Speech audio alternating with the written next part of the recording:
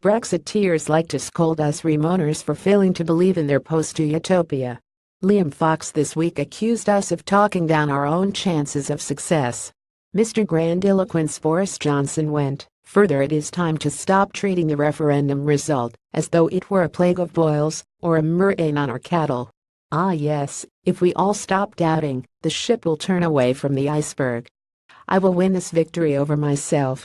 22-5. I love big Brexit. There's a problem, though. We are already feeling the tremors. The UK economy is the slowest growing in the G7. Yesterday, figures showed new car sales, an economic canary in the coal mine, fell for the sixth month in a row. On a personal level, the Leave vote has left me in life limbo, unable to sell a one-bedroom flat. I'm like the last person who joins a game of musical chairs, and someone has immediately ripped away my seat. The gap between young and old in the referendum vote was about identity, but it was also about economics, especially for millennials. The age groups who voted against Brexit, the UNDER 50s, are the ones who fear they will take the worst financial hit. The run on Northern Rock came 10 days after I started working on the Evening Standard's business desk.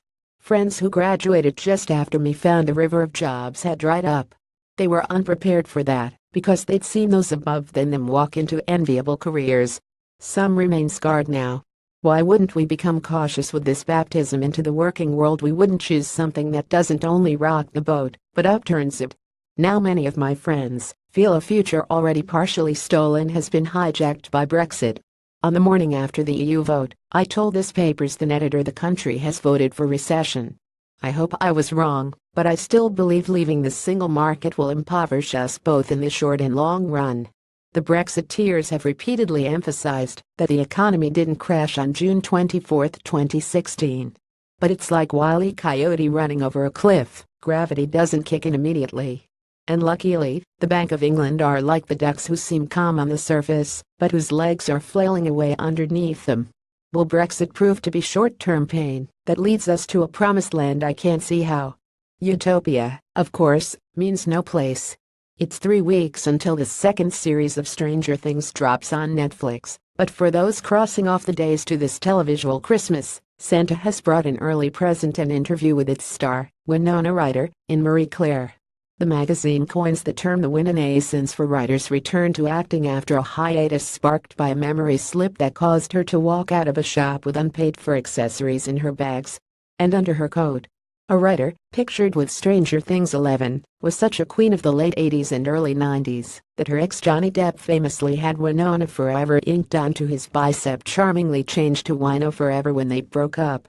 She spoke about how few film roles there are for older women. There are definitely times when it feels like there's a real drought. It's like that line in the First Wives Club: there are only 3 ages for women in Hollywood: babe, district attorney, and driving Miss Daisy. Thankfully, as the 45-year-old has found, TV doesn't operate such a strong Logan's Run policy for women as Hollywood does. But actresses shouldn't be forced onto the small screen once their youth has faded. It's on Wikipedia, so it must be true. It must be happening. It already has a Wikipedia entry. The next Tory leadership election, according to the site, is expected at some point. And on Monday, when reports emerged that Tom Petty had suffered a cardiac arrest, Wiki had been updated with a death date before the announcement came. Who are these info junkies whose first thought is, I must update Wikipedia? Maybe unsurprisingly, studies suggest they're mostly men. Still, may can take comfort in the fact they sometimes just like to make mischief. When the BBC composer Ronnie Hazelhurst died, someone amended his entry to claim he had Cowritness Club 7's reach. 2 obituary writers fell for that trick.